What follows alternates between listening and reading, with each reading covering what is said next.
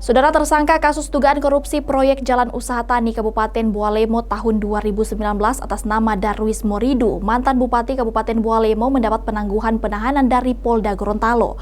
Polda Gorontalo memberikan penangguhan terhadap tersangka atas alasan sakit.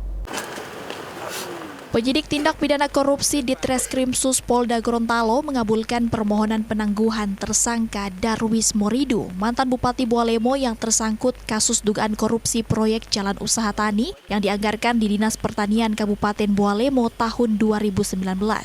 Direktur Kriminal Khusus Polda Gorontalo Kombes Pol Taufan Dirgantara yang dikonfirmasi melalui telepon menyebut penangguhan diberikan lantaran tersangka menderita sakit penyempitan saraf.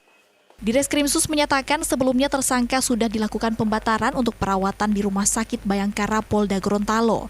Sejak dikabulkannya permohonan penangguhan, tersangka diharuskan untuk melakukan wajib lapor seminggu 2 kali, Senin dan Kamis.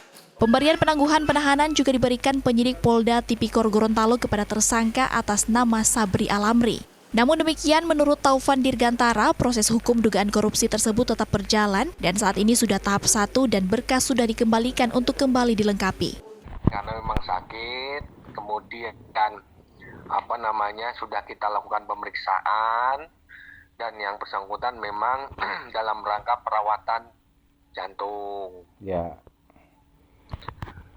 Dan terus kemudian sebelumnya Sabri Alamri kita lakukan penangguhan, sebetulnya Pak Darwis Morido itu juga pernah sakit dan waktu itu sudah kita bantarkan ke Rumah Sakit Bayangkara. Namun waktu itu sembuh dan kita lakukan penahanan kembali. Ya.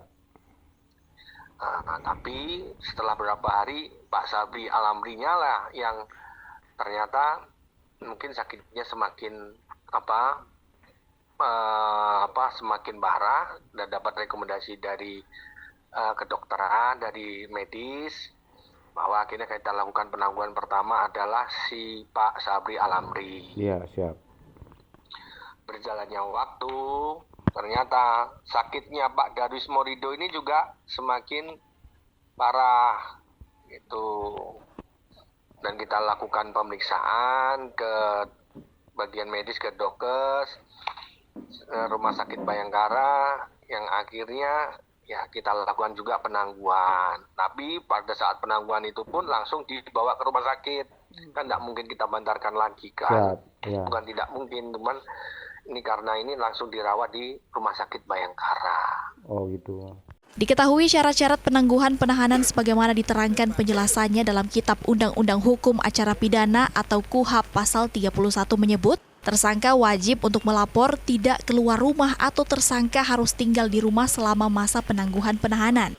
Hal ini bertujuan untuk menghindarkan segala sesuatu yang dapat mempersulit proses penyidikan dan yang terakhir, tersangka tidak dibenarkan untuk berpergian keluar kota. Henca Tumilaar, Kompas TV Gorontalo.